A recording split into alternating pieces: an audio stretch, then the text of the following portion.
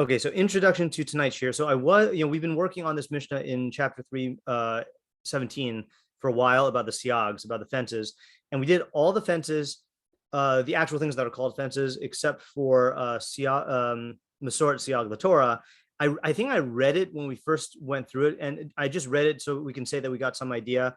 But I didn't think at the time that there's anything to get out of it for us, like that we would spend a whole shiur on. But then the more I thought about it, the more I realized that there might be ideas. And not only that, but we've kind of been seeing that there is a unifying theme emerging from the whole Mishnah. I feel like there's potential to unify that, to unify it if we go through this last clause. So that's why we're staying one more time on this last clause.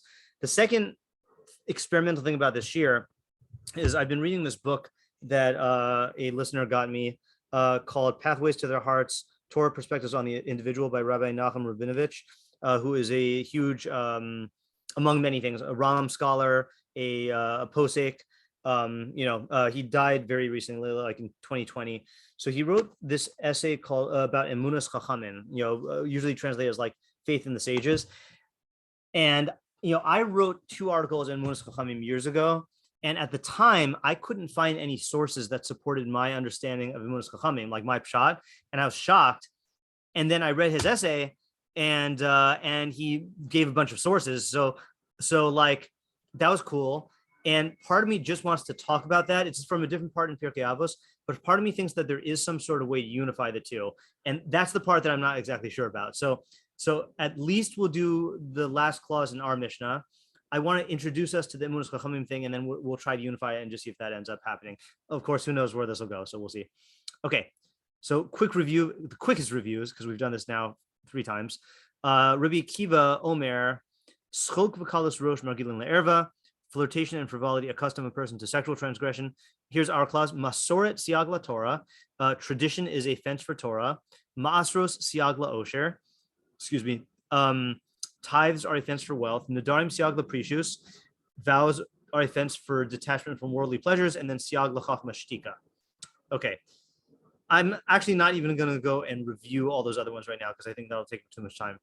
All right, so our questions were about the general things, but the main question that kept on popping up was siag in what sense? Okay, so maybe I will do a quick review. So ma'aser siag la'osher, we said that means that if you want to preserve or enhance your wealth, then you have to give tzedakah and ma'aser, and that changes your relationship to your wealth in a way that will lead to it being increased. We explained that in that year. And the Nadarim siag l'precious is if you want to cultivate detachment from worldly pleasures, then you use Nadarim as a tool to do that. So that's similar to the siag la'osher, is that you're strengthening it.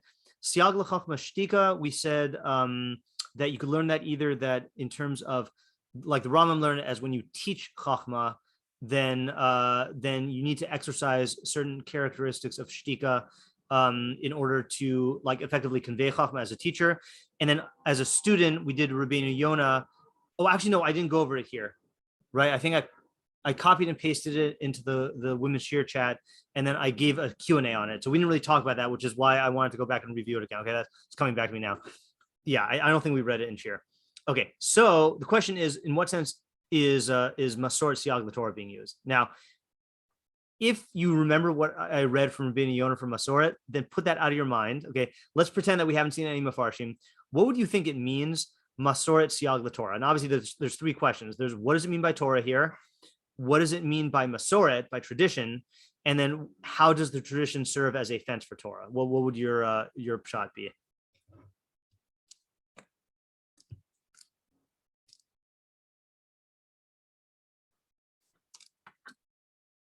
Yeah, tomorrow. Okay, this is basically on the level of like association, so it's not really fine. Okay. I mean, can I pause for 1 second, just methodology-wise?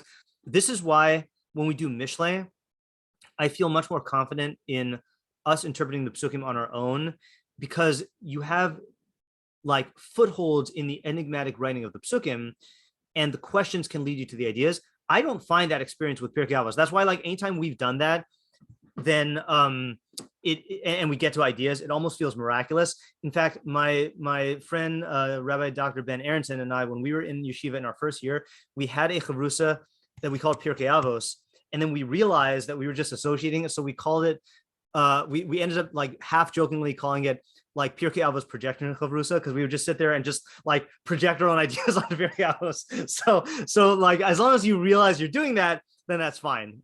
So yeah, go ahead. Okay, yeah. So Masoret, I guess I would have thought that would maybe have to do with like Torah Shabbat Peh. Yeah. Yeah, Tradition, right? I mean, yeah, that's what we if pass down. yeah, exactly. And then but I don't know exactly. I mean, then shouldn't that also be what Torah is referring to? So it's kind of like, okay, good. Yeah. I was gonna say that's the exact problem is that wouldn't you say tradition and Torah are synonymous if you're talking about Torah Shabbat Peh? So that's right. So that might point us into a direction, though, that there might be some tradition that is not relevant. Sorry, that is not applied to Torah Shabbat Peh, because then that's your problem. But it would be applied to Torah B'Ksav or to Torah observance, something else other than Torah Shabbat Peh itself. Yeah, Ayala? Also just association, but I was thinking like the rigorous system for teaching it or passing it down. Okay, that's is good like also. a way of ensuring it. Okay, so now the question is, what do you mean by rigorous system for teaching it? Where is such a system? If there is such a system, I would like to know. I guess like from like Rebbe to Talmud and like the I guess mitzvah of Talmud Torah. Okay. I was thinking of. Okay, I wasn't sure if you meant something like if you were meaning something technical or specific when you said rigorous.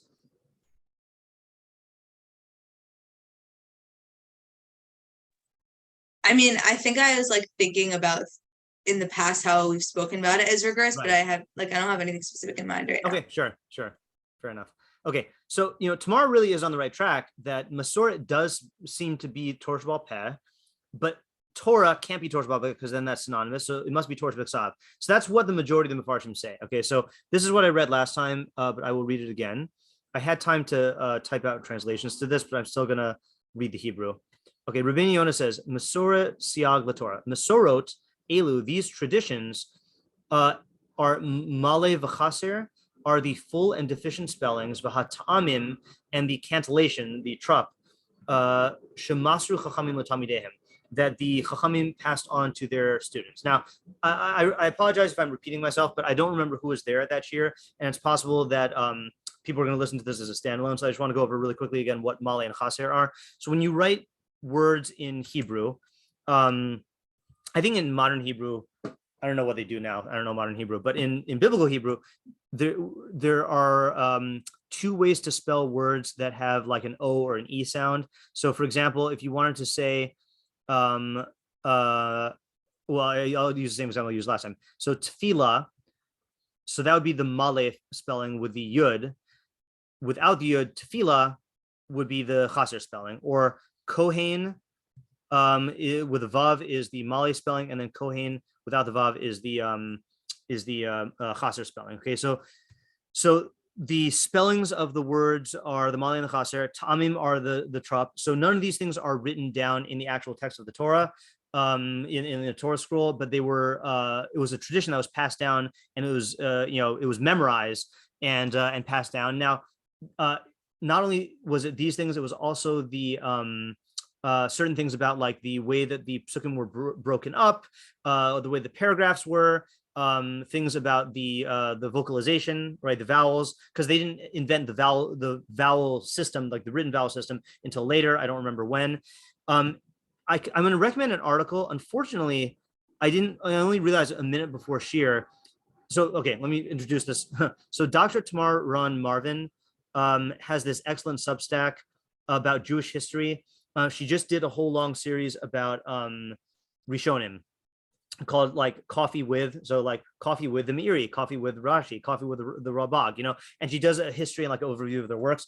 Now she's getting into famous texts, famous Hebrew manuscripts. So she started off one called the Masoretic Codices, and unfortunately, I guess unless you pay for a subscription, then you only get access to the most recent articles. So we have access to part of this, but I can't show you the rest of it because I don't have a subscription. I want to talk about these people. I never knew how to pronounce it. The Masoretes, the Bali Masora. We use the term Bali Masora loosely to mean like all the people who passed on Torah Shabbat Peh, but the technical definition of Bal Masora in Torah B'Ksav land is people who were in charge of this Masora of Torah B'Ksav. So I just want to read this first part. She says all of the codices. Okay, so a codex is a bound book of like handwritten manuscript. And when you talk about the codices for the Torah Bechsav, there were books that were, the entire Torah or the entire Tanakh that had all of the cantillation and then the Malay and Chaser and the Nikudos written in, okay? Kind of like a cheat sheet for the Torah Sheba'al Peh. Obviously, you can't use this for laning because, the laning has to be from a kosher Torah scroll. So the famous ones of these are the Aleppo Codex is considered to be the most accurate one. That's the one that the Rambam made his Sefer Torah based on. It was written in like the 900s, and then it mysteriously disappeared in a fire in Aleppo in I think the 60s, and then it mysteriously reappeared, but part of it was missing. So there's that. There's the Leningrad Codex. The Sassoon Codex is the one that made headlines prefer being sold for some absurd amount of money. Forgot what it was. Oh, I can't find. That was in the news. So the Masoretes, she says, all of the codices we're exploring today emerged from the work of the Tiberian Masoretes, and all but one date from the Masoretic period, which arises in the 8th century, possibly earlier, and continues through the 10th.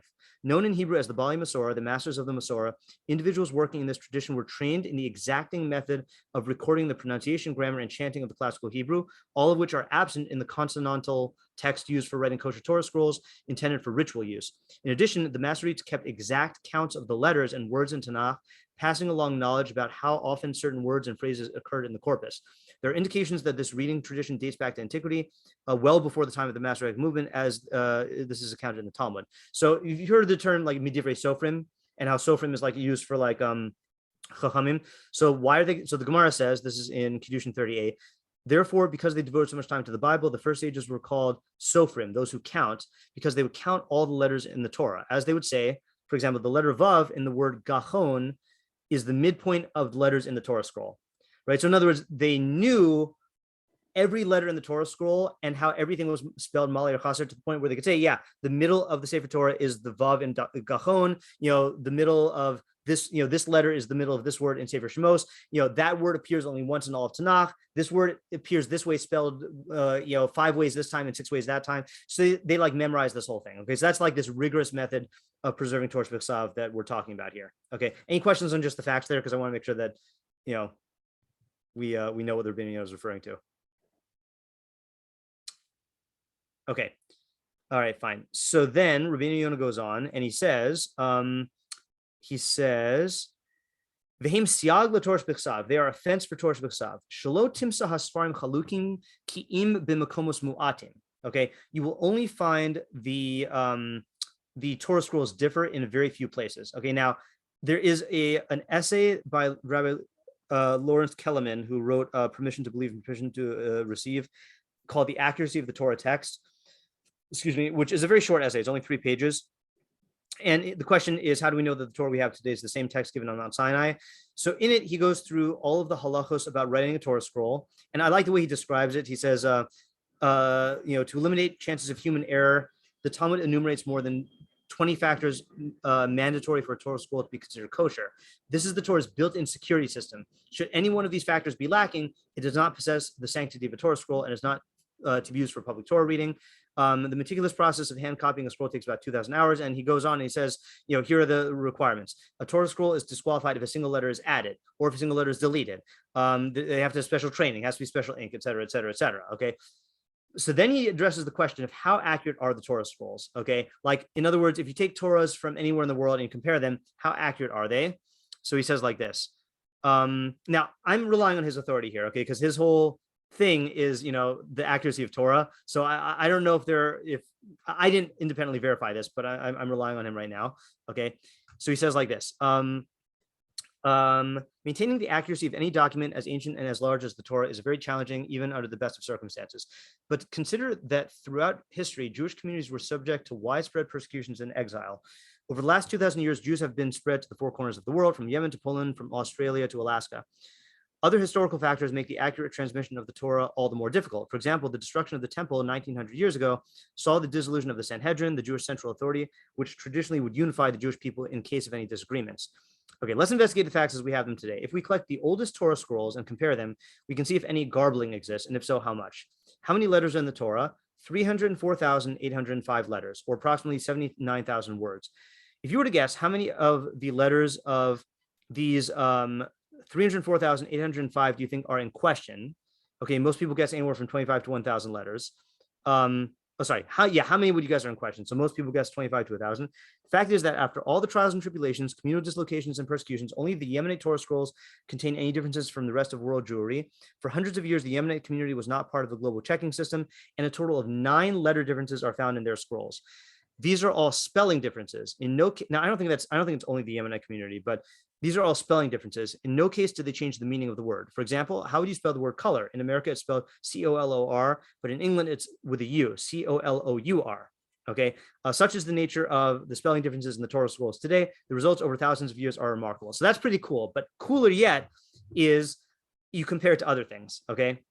He says, but how impressive is this compared to other similar documents, such as the Christian Bible? Both books contain approximately the same number of words. First of all, which would you expect to be more successful in preserving the accuracy of the text? The Christian Bible, for several reasons. First, the Christian Bible is about 1,700 years younger than the Torah. Second, Christians haven't gone through nearly as much exile and dislocation as the Jews. Third, Christianity has always had a central authority to ensure the accuracy of the text. Okay, what are the results? Okay, so anyone want to guess how many, discrepancies there are? If there's 9 from the Torah, just as a wild guess. I don't remember what he said. 50. Okay, 50. Anyone? Come on. No one wants to be wrong. Okay, what are the results? The Interpreter's Dictionary of the Bible, a book written to prove the validity of the New Testament, says a study of 150 Greek manuscripts of the Gospel of Luke has revealed more than 30,000 different readings.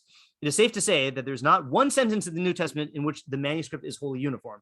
Other scholars report that there are some 200,000 variants in the existing manuscripts of the New Testament, representing about 400 variant readings, which can cause doubt about textual meanings. 50 of these are of great significance. Okay. The Torah has 9 spelling variants with absolutely no effect on the meaning of the words. The Christian Bible has over 200,000 variants, and in 400 instances, the variants change the meaning of the text. Okay, so that's pretty amazing, and there's more in the article. Okay, now, this is only talking about the text of the Torah and preserving the straightforward meaning of the text. Okay, but what the Mefarshim here talk about, and I'm going to skip from Rabbeinu Yonah for a second. I didn't finish translating this. All right, no translation here. The Rashbats says the same thing as Rabbeinu Yonah. Okay, not Kafech, that's something else. But he gives reasons. He says like this. So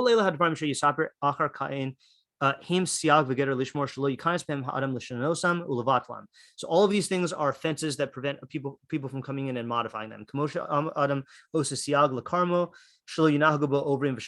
Just like a person makes fences around his vineyard so people don't pass through. Minhag hefker, in a way that it's like open for everyone. Okay, fine. But the Masores here, Shemasru lanu chachamim b'male v'chaser, heim shomrim torah b'chsav. Okay, so this Masoret protects Torah b'chsav. She'aydei hamasoret yatsu lanu kama midrashos b'talmud kamo basukos. Okay, so from Rabbeinu Yonah, it makes it sound like just the preserving the Torah b'chsav for its own sake, which is important, very important, obviously. But the Rashbats emphasizes the drushos and Torah Peh. For example, I guess the word sukos is spelled twice. The word basukos is spelled twice in a chaser way and once in a male way, or chronos. Okay, or same thing with the word Karen, plural. Many of the laws in the Talmud in Torah Peh are contingent on this tradition. Like we expound on. I mean, the only one I know. Okay, this is it's not dumb, but it's just not very fancy. In the mitzvah of lulav, it says priet hadar, kapos tamarim, anaf etz avos va'arve nachal. So it identifies 2 of the species by description and 2 by name. So kapos tamarim means palm fronds. Okay, so kapos or boughs. Okay. Kapos means boughs, but it is spelled without the vav as if it was kapas, which means one. And that's where the drasha that you only take one lulav branch as opposed to the other species. Okay, so that's like an example of like learning out from the spelling. Okay, or here's another one. Kamosh asher tikru osam. So there, by the Moadim, it says, Asher tikru osam b'modam, you shall proclaim osam them in their time. But the drush is, since it's spelled not osam with a male, it's spelled atem with the chaser. Shu chaser b'sholosh makomos v'darshu mimenu atem afilu shogin, atem afilu mazin, atem afilu mutin. That teaches you that if Beis Din is doing the Kiddush HaChodesh when they're setting up the calendar, and they are unintentionally err, or they intentionally err, or they make a mistake in, I guess, calculation, I don't know what the difference between muta and shogig is, then it is still a valid Kiddush HaChodesh. Now, can you imagine, okay, Kiddush HaChodesh is the mitzvah that sets up the entire calendar, which determines all of our holidays, including eating chametz on Pesach and fasting on Yom Kippurim, right? So without this law, then if a Beis Din made a mistake in Kiddush HaChodesh, so then the law might be different and we might have to redo the whole calendar. So in other words, like hanging on a vav, is this entire principle in Torah Sheba'al Peh, interpretation of Torah B'Ksav, on which our whole calendar hinges, And so that's what the Rashbat emphasizes, that the whole system of the spelling and preserving the exact way that the words are read is integral for halacha, not just for the reading of Torah B'Ksav. Yeah, Ayala? So according to what they're saying, the Masoras of like the letters and the words and the pronunciations and spellings, would that not be considered part of Torah Sheba'al Peh? So that's the thing. It is considered Torah Sheba'al Peh, but it's the Torah Sheba'al Peh of Torah B'Ksav. In other words, it's passed down Ba'al Peh, but it is about how to read Torah B'Ksav.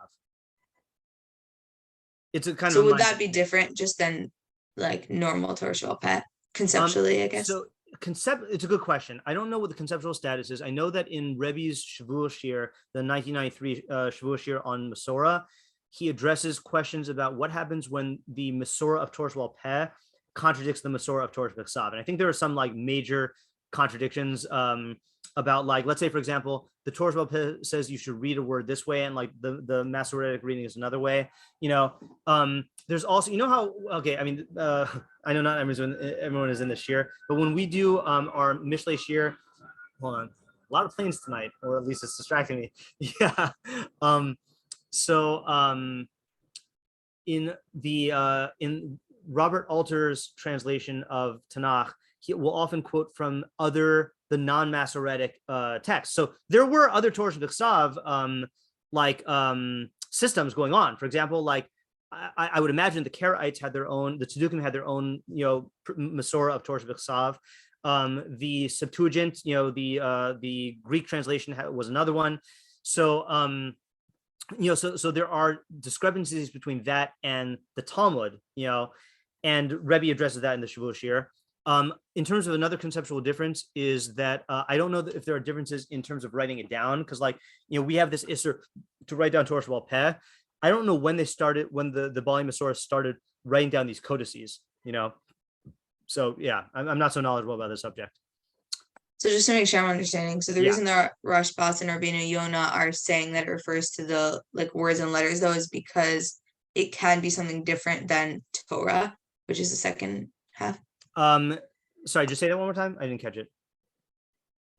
That the reason that Rashbats and Rabbeinu Yonah are saying that it refers to the words are because it theoretically could be something different than Torah. Yeah, that was the question originally. Yeah. So in other words, the questions that Tamar intuitively got, which is that Masoret sounds like Torah Sheba'al Peh, but if you say Torah is Torah Sheba'al Peh, then Torah Sheba'al Peh is an offense for itself. But then now we can say that no, Masoret is a Torah Sheba'al Peh for the Torah B'Ksav. Yeah, Lauren.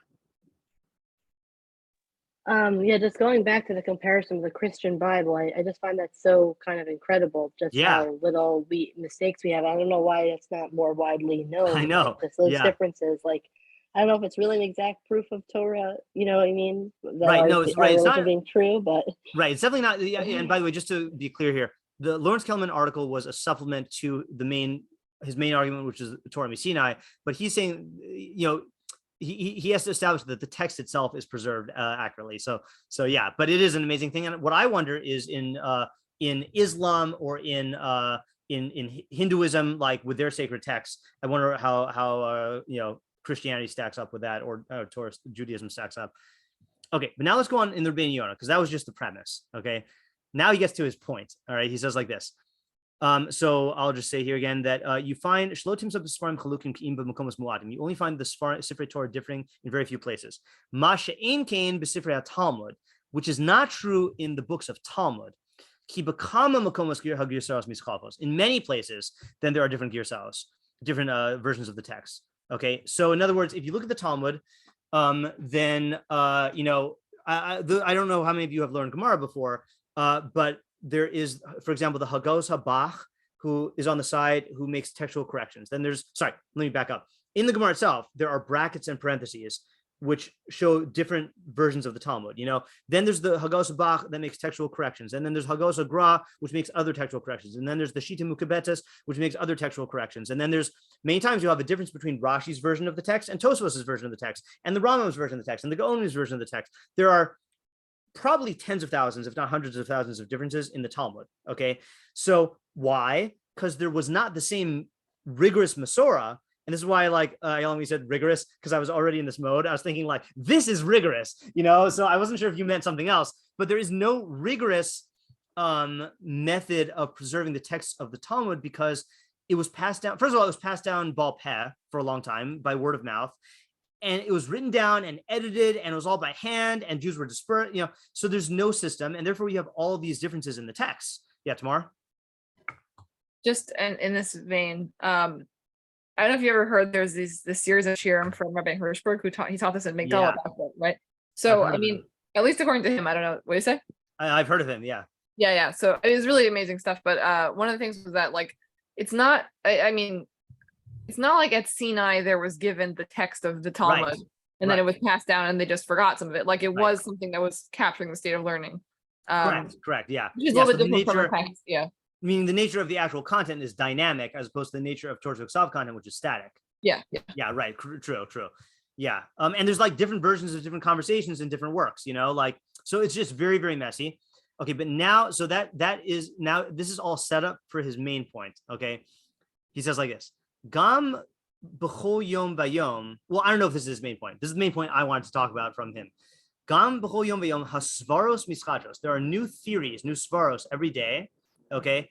Umehem kosvin hagirsa al pi da'atam.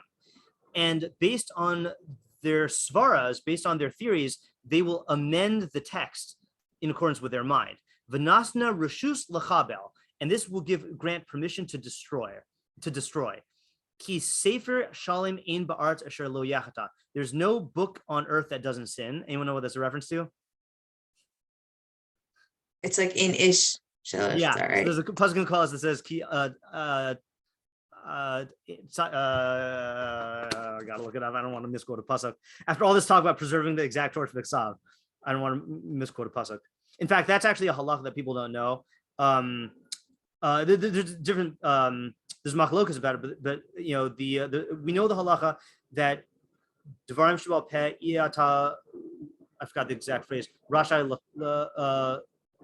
you can't put Torah shebal peh and Torah V'Ksav, sorry, in writing. It's also usher to do to read Torah V'Ksav bal peh. Okay, so that sounds like it's saying that you can't quote psukim by memory. And I have heard people who hold that. I think the way we paskin is it means that when you're doing Kriyas Torah in shul, you can't do it by memory. But you see that is, again, designed that we don't want people just quoting the psukim without reading it from the actual text, because that can mess up the integrity of the text. Okay, so where is the pasuk? Oh man, I'm not going to find it.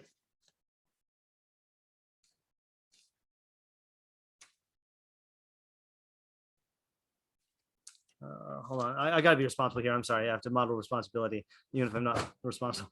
All right, inside. I think 720. Okay, I thought it was in 7 also. Thank you. Yeah. Let's see. Yeah, thank you. That is it. Ki Adam Ayin. Yeah, that's why I can't remember it, because Adam Ayin is a weird way of phrasing. Ki Adam. Sorry, Adam Ain. See, gotta get. Thank you. Thanks to the volume of Sarah there. It's Ain. Ki Adam Ain Tzadik ba'aretz asher yasa tov lo yachta. Man, there is no man who is a tzaddik on earth who does good, meaning only good and doesn't sin. So this is a reference to that. There's no perfect book on earth that doesn't sin. In other words, typos are real, or scribos. I don't know what you call it when a scribe makes a mistake when he's writing. But so in other words, people have this mentality that, okay, there is such a thing as textual corruption, especially also with the printing press. You have one mistake that goes in one edition and then it goes out, or nowadays the modern version of that is you scan the text, but then he says, "V'tolina taos al sefer v'lo adatam," but they ascribe the error to the text rather than their own minds. So he's lamenting the fact that that Torah Sheba'al Peh doesn't have this fence. The Talmud doesn't have this fence, and therefore the Talmud texts are rife with textual variants. Okay, even Rabbeinu Yonah, when I copied this, I had to make sure I was using an accurate text of Rabbeinu Yonah. Okay, and not only is there human error and printer's error, but when people think they have a better idea, they'll use the phenomenon of typos and human error to then make their own changes into the text. Okay, and I don't know if you see this coming, but what am I going to go on a rant about right now? Which specific, text am I going to go about where it's very important to use the right text? The Rambam. The Rambam. Okay, so what I want to read to you is something that maybe some of you have heard in my shiurim before, but I'm very big on the Rambam using the right text, the best text. There are a lot of good texts. Yemenite versions are there's a lot of Yemenite versions. So many planes tonight. But the one on Al Torah is the most accurate of them all, is the Shelat edition. Why is it accurate? I have another shiur on that. But I want to read to you something that I read in that shiur, which is Rav Yosef Kafich, who was one of the master editors and publishers of the Rambam to restore him to the original. I want to read an excerpt from his introduction where he talks about what people did with the text of the Mishnah Torah. And as I read this, think to yourself, this is what Rabbeinu Yonah is talking about for the Talmud as well. And this happened in many other cases as well. But the Rambam, he says it was pretty bad. So he says, I'm going to read this. 3 paragraphs. Okay, they're long paragraphs, but I read fast. Okay, when in my youth I studied the Mishnah Torah with my grandfather of blessed memory, most people used printed books, each with his own edition. But my grandfather and several others had manuscripts which were several hundred years old, each scroll of a different age. Almost every halacha had annotations with variant readings. Some were passed over quickly because of their simplicity, and some aroused debate on the subject and its consequences relating to a halacha that will not be applicable until the time of the Messiah, or practical matters relating to the customs of our day. These debates were unending daily activities. The errors and the deficiencies of the printed texts were well known, so much so that the printed books were used to characterize a mistaken person. When someone said something incorrect on some subject, they would respond, "You are like a printed text," and point out the correction. So in other words, it became a synonym. Printed text became a synonym for like you're an idiot, So that's why you'll hear, I don't know if I made this up or if I heard it from somewhere, that the Hebrew word for printed text is diffus. And I like referring to them as the doofus text, because doofus is a word for like a messed up person. So these matters were inscribed on my heart, and I grew up with the assumption that there were two types of Maimonides texts in the world, that of the Yemenite manuscripts and that of the printed book. With study and investigation over time, I realized that there were very many differences of various kinds between the Yemenite manuscripts and those printed texts, although the differences were narrowed in the case of the older printed texts like the Roman edition. Okay, so now he describes Yemen and compares the Yemenites to the other scribes. The Jews of Yemen, both the Chachamim and the individuals, are a conservative group. They would never have presumed to correct or amend a text that came into their hands, and certainly not the works of Maimonides, who was respected by them. Okay, he goes on and he talks about how much they respected them. Okay, then he says, it is therefore clear that every word and sentence that Maimonides wrote was treated as sacred by them, and they never amended any book based on reasoning, okay, like Rabbeinu Yonah is talking about, and no emendation on variant reading was suggested unless it appeared in the ancient manuscripts.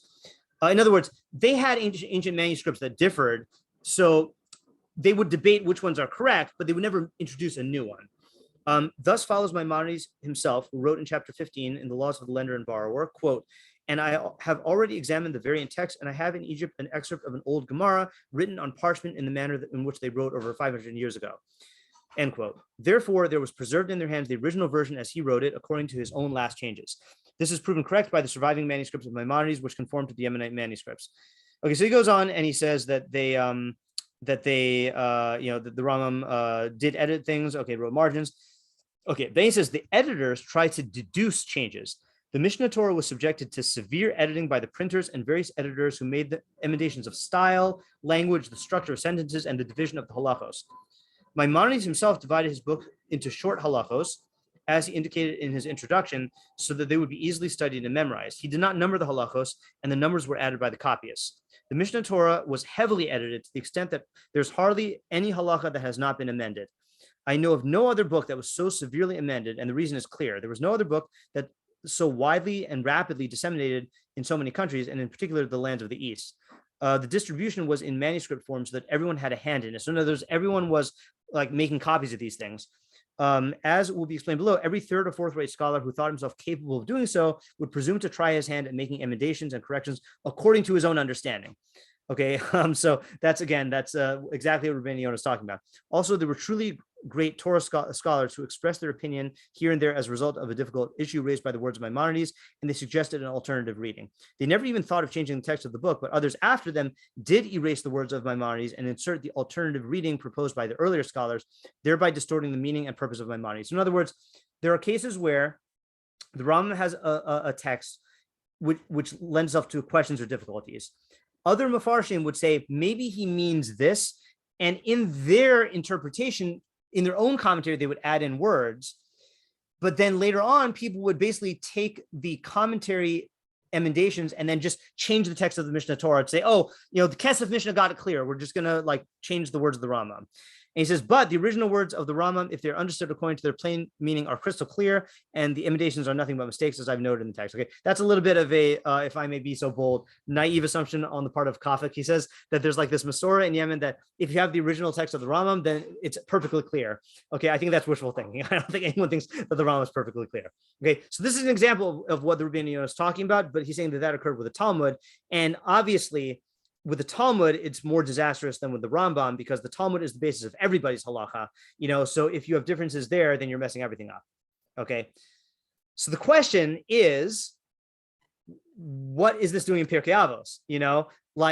And really we should have asked that question from the get-go because the Rabbeinu Yonah is answering it, right? If you just had a thing that said that the Masoret is a siag for the Torah B'Ksav, you'd be okay, fine. So let the guys who are preserving that preserve that. But Rabbeinu Yonah, I think, is hinting at at something that is a very Pirkei Avos related thing. Ayala. Are you able to quickly say the better and worse versions of the Rambam, just to know? You mean which ones to use, like practically? Yeah. So like I said, the best is the one on Al Torah, which is called the Shelat edition. Okay. Another good one is the hold on here. Sorry, so when you go to Al Torah, is that the default, the Yab Shuta? Yes. So okay. I'll show you how to get it from Al Torah. So in the I use the Hebrew interface. I don't think you need an explanation if it's in the English one. Halacha, Mishnah Torah. I like the 2-column version. Okay. I don't know why people use the different displays, but whatever, maybe that's just me. So on the right, you have the good version. And if you wanted to use the bad version, they have Mishnah Torah Dufusim, right? The Dufus edition. And you can compare the two. All right. For example, okay, I'm not gonna go through examples because that's gonna get me started on a bigger rant. So Al Torah is the good version. Thank you to Lauren and her husband Shai for bringing hard copies of that back to me from Israel that weighed like 9 pounds each or whatever. Okay, the Mechon Mamre is another good one. This is the Yemenite text, and this is also the one used in the what I call the Makbili Rambam, which is the best learning edition of the Rambam. This is the one that has the beautiful running commentaries on the side, and that one's also good.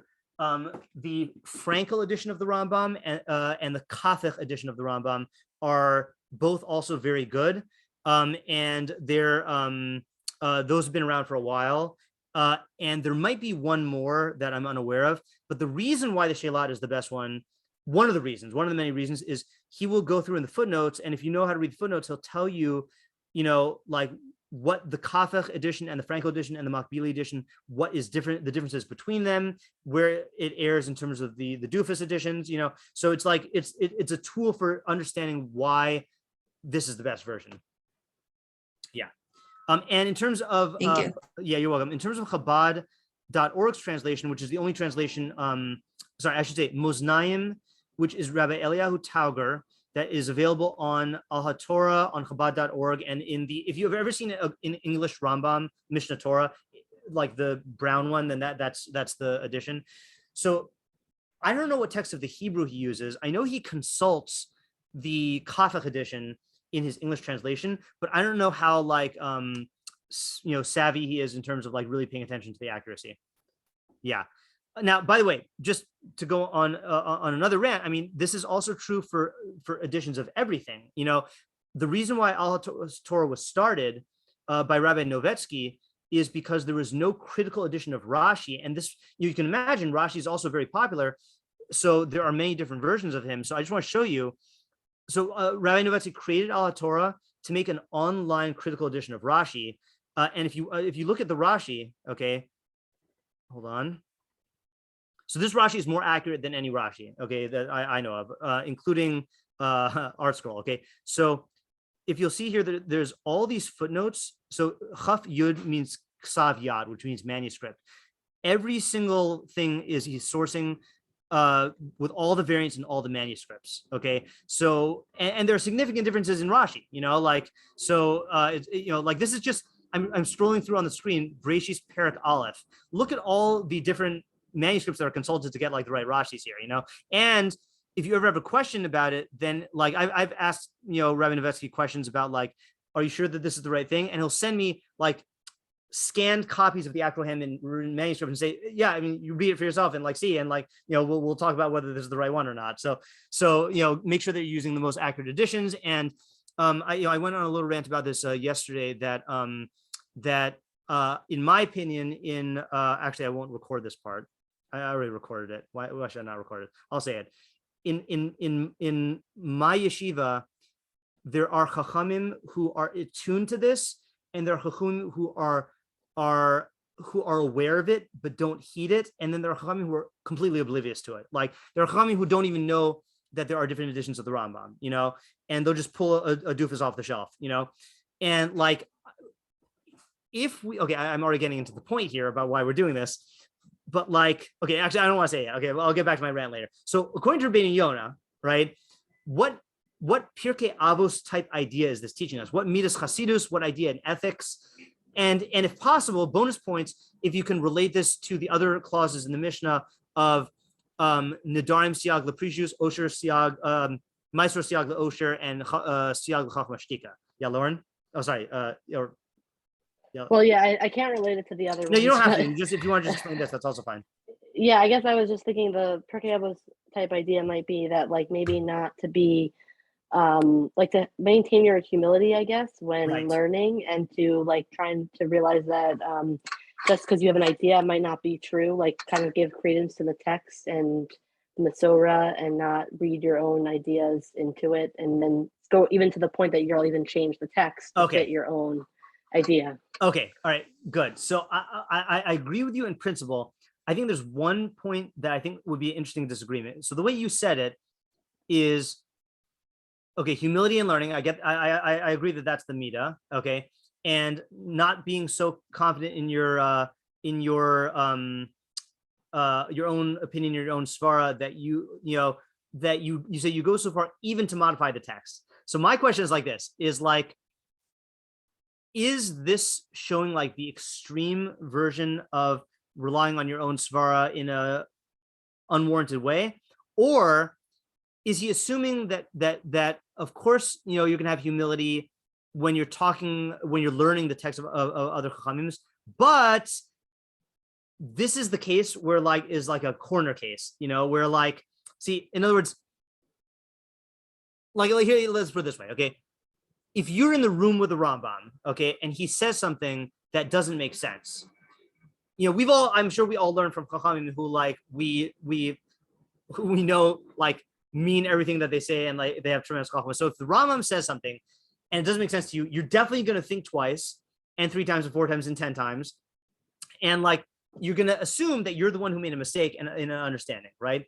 However, if you have the Rambam's words written down and you know that human error is possible, that's like a little, like, it's an in that you can be like, well, maybe the Rambam didn't really say that. He couldn't have said that because that doesn't make any sense. And then that's when you modify it. In other words, is he targeting, is Rabbi Akiva, I think we're talking about here, is Rabbi Akiva targeting like general intellectual humility and saying like, don't project your ideas onto other Chachamim to the point where you modify the text? Or is he saying, okay, granted, the audience now I'm talking to, of course, they're going to submit to other Chachamim, but this is an area where that emotion could rationalize. You could rationalize your amendation of the text based on, and not realize you're giving into that emotion. You see the difference? And I don't know how much you meant that the way you said it, Lauren, but like, at least in your formulation, I think there's difference. Right. Well, I'm thinking of now, I see the discrepancy. I think that now what I'm thinking about, maybe to be more clear, is that like you ascribe, maybe as opposed to like saying, this is my own opinion, I disagree with the Rambam, or I don't understand the Rambam, right.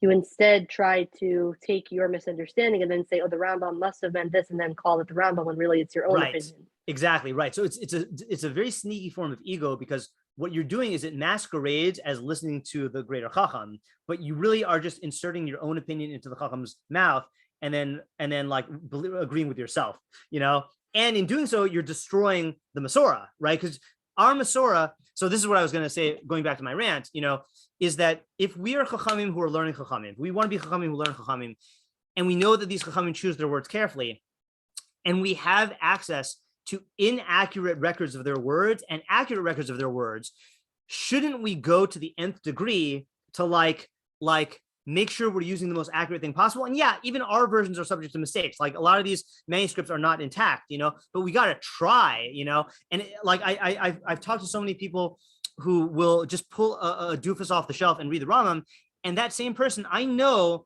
that if they asked me what the Rosh HaYeshiva said, and I told them, well, he said something like this, or I don't know, maybe it was this, maybe it was that, they would get infuriated because I'm like not confident in that I'm actually relaying the words of the Rosh Yeshiva. So like, if you're gonna like be that medactic on the words of the Rosh Yeshiva, you should be that medactic on Rashi and Rambam and the Gemara. Yeah, Lauren. I guess I'm wondering if this could apply to like how, people say like the Rav Soloveitchik is often like people would take his words and use it to fit their own narrative and their own hashkafa. Like they'll say, oh, the Rav was so into women's learning Gemara, or he was so into Zionism, when really it's kind of, he was complicated and he was nuanced with those opinions. Right. But they kind of like, they believe firmly in religious Zionism. So then they'll take the Rav's words and maybe use it. I want to drive home this point. Okay. That what you're saying is true. That is in line with the way that you're currently taking this Mishnah. I'm saying something more narrow, which is just like in science, no matter how good your theories are, it has to be based on accurate experimental data or accurate like observation. And if you had a scientist who fudged the data and then came up with theories, that would be malpractice, And what I'm saying here is that the data of Torah Sheba'al Peh is the text. The data used to be the Baal Peh, that which was passed down, but the data we have, we don't have a living Baal Peh Masorah of the Talmud. We have the written text of the Talmud. So if you are I'm projecting your own ideas and distorting the theories and stuff like that, that is a mistake. But I don't think that that's what Rabbeinu Yonah is talking about. He's saying if you are changing the facts, the text of the Torah in order to justify your opinion, that's the very targeted mistake that he's getting at. Okay, I understand. Yeah. And again, I'm not dismissing what you're saying as a good idea and good musar. I just think that Rabbeinu Yonah focusing on books and text and emendations, comparing it to Torah Sheba'al Peh, that's like the point he's talking about. Yeah, Tamar? Just like a comment, I guess. Sure. Is that I feel like I'm just noticing this is a little bit hard to relate to because the way we have text today. Yeah. Like I feel like with the way that you're saying it, I could totally understand someone doing that. Like, oh, the Rambam said, like the Rambam can't possibly say this ridiculous thing, I'll fix it. Like I could see that train of thought, but it's just interesting because it's not relatable so much in our experience. So here's the thing. I agree that it's not so relatable, but that's by choice. Now you might not have made that choice. Okay. It might've been that your teachers made that choice for you, but for me, it's extremely relatable because every day, like I'm dealing with differences in the girsa, like I'll tell you, for example, like I'm going to give you a quick example. Okay. And this is again, I'm not going to allow myself to go into infinite examples here, but I'm in part of a new Rambam Yomi group. Okay, and this Rambam Yomi group has a lot of Chachamim in it. We got into an argument yesterday, or not argument. A question was raised in yesterday's, 2 days ago, Hilchos Avodah Zarah. Okay, the Rambam says here, actually, let's read the doofus. Okay, don't try this at home. Okay, kids, I'm just doing this so that you learn what not to do. Okay, I'm gonna go wash my hands afterwards. So he says like this: Mitzvahs avodas kochavim keneged. Actually, I'm gonna be even sneakier. I'm gonna highlight mitzvahs avodas kochavim keneged. Oh, I forget. I'm not gonna highlight that. Keneged mitzvahs kulanhi. The mitzvah of avodas kochavim, of star worship, is equal to the other mitzvahs. Okay, Shnemar, as it says, "V'chisishku v'losasu is kol hamitzvos." If you err and don't do all the mitzvos. When we piyashmu lamdu, from the Torah we learn that when it says kol mitzvos, it's talking about avodah zarah. Halamarta, you learn from here. Now here's the line: shekol hamode ba'avodas kochavim. Anyone who affirms avodas kochavim, kofer b'chol haTorah kula, denies the entire Torah. Uvachol hanavim, and denies all the prophets. Uvachol mashnitz tabu hanavim, and denies everything that the prophets commanded. Me Adam va'ad sofa olam, from Adam until the end of the world. Shnemar min hayom asher tzivav Hashem v'halal l'dor sechem, as it says, from the day that Hashem commanded and onward, for your generations. V'chol kofer ba'avodas kochavim, and anyone who denies avodah zarah, modeh affirms b'chol Torah kula, the entire Torah. Uvachol hanavim, uvachol mashnitz tabu hanavim, and in everything that the Nevi'im commanded, me Adam va'ad sof ha'olam, from Adam until the end of the world, v'hu ikar kol mitzvos kulan, and it's the root of all the mitzvos. Now compare this to the doofus. Compare the doofus to the shelat. Mitzvahs avodah zarah, first of all, uses the non-censored term avodah zarah. Okay, which that's another thing is the Christians went and censored a bunch of stuff, and I'm, look, I mean, and tomorrow I'm not saying that you should have necessarily had these experiences, but like, the last couple of weeks, I'm doing Gemaras about that, so the topic that was requested about can non-Jews learn Torah, and guess what? Our versions of the Talmud are censored by the Christians, where they just take stuff out that is against Christianity, and I'm using the accurate Al Torah versions of the Talmud that are not censored. So anyway, mitzvahs of avodah zarah keneged kol mitzvos kulanhi. The mitzvah of avodah zarah is equal to all the other mitzvahs. So far, so good, except for avodah zarah and avodah kochavim. Shnemar v'chisishku v'losasu mikol hamitzvos ele v'chule is kol asher tiva Hashem aleichem biad Moshe min hayom v'chule. Okay, fine. So he quotes more of the pasuk than the doofus quoted. All right, fine. Umi piyashmu lamdu shebavodah zarah kas medaber. Halamata shekol hamoded ba'avodah zarah kover b'chol haTorah uv'chol hanavim uv'chol mashnitz tavu hanavim mi Adam ad sof ha'olam. Shnemar min hayom asher tiva Hashem v'hala l'dor sechem. V'chol kofer ba'avodah zarah moded b'chol haTorah kula. Now, did you notice the difference? Here, he says, Kol kofer ba'avodah zarah modeh b'chol haTorah kula, full stop. Here, it says, Kol kofer ba'avodah zarah modeh b'chol haTorah kula, uv'chol hanavim uv'chol mashnitz tabu hanavim mi'adam v'ad sof ha'olam. So he adds in, the doofus people add in this phrase. Now, why they add it in? Because that phrase is up here, when the Rambam says anyone who affirms avodah zarah denies the entire Torah and all the Nevi'im and everything that the Nevi'im commanded. Okay, so some editor came along and said, "Oh, the Rambam, it looks nicer if we make it parallel. So I'm just going to add in these other words." Or no, the Rambam probably meant to say that, and they said it in this voice because they're doofus. All right, but so we debated this on the in our Rambam group, and we were saying no, the Rambam meant. He did not mean that you can infer the same thing, that he says, if you are denying avodah zarah, if you are affirming avodah zarah, then you're denying all of the Torah and all the Nevi'im stuff. But if you deny avodah zarah, you're affirming the Torah. You're not affirming everything that the Nevi'im said. Okay, and there's an idea there, and I'm not going to go into what the idea is, So tomorrow, I'm just bringing this example because it's on my mind, but every day I encounter this dozens of times a day. In fact, when I was typing up this source sheet, if you go to Al Torah and you can look at the Rabbeinu Yonah, when he's talking about this very issue, he says like this. Just check. I'll show you a live example. And I know you're not denying the example. I'm just going on a rant. Okay. In Rabbeinu Yonah on Avos, he says like this. Second. here's our mishnah. Where are we? I went too far. Hold on. Oh yeah, here we go. So our mishnah. So in that line about this topic, okay, he says in all Torah version, ki sefer shalom in. Gam b'chol yom v'yom hasvaros mischadros. Each and every day the svaros are they're new svaros. Umehem kosvim hagirsa al pi datam, and they write the girsa according to their mind. V'nasna reshus lasavlo, and they give permission to tolerate it. I looked at that. I was like, that's not what my version says. My version says they give reshus lachabel, to destroy. Now, I don't know what to tolerate it means, but like you can see this diverging into a whole disagreement about what he means. But if this is not even what he said, then like we're just speculating off of nothing. Yeah, Tamar? This is really interesting. I'm glad that you show us this example. I guess I'm just thinking in terms of like the advice of the Mishnah. Mm-hmm. Trying to understand that mistake a little bit, you know, like yeah.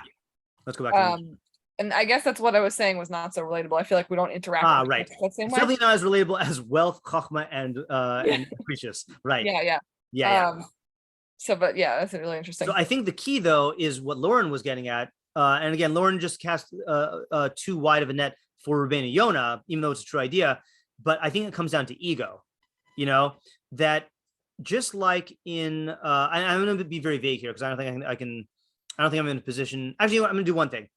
I want to read the Rabbeinu Yonah from that I sent on the chat and that I read in the Q&A on Siag L'chachma Shtika. Okay, so I translated this. So silence is a fence for wisdom. This is a fence both for wisdom itself and for its midos. How so? Sorry, this is not on 317. No, it is 317. Oh, sorry. Yeah, I'm copying and pasting. Yeah. So, see, typo. How so? One should not interrupt the words of his fellow and shouldn't say, I have understood or I heard if he didn't hear or understand. And even though this isn't included in silence, meaning saying I didn't understand is not silence, silence brings a person through to this wisdom. Through this to wisdom. How so? One should not speak before someone who is greater than him in wisdom.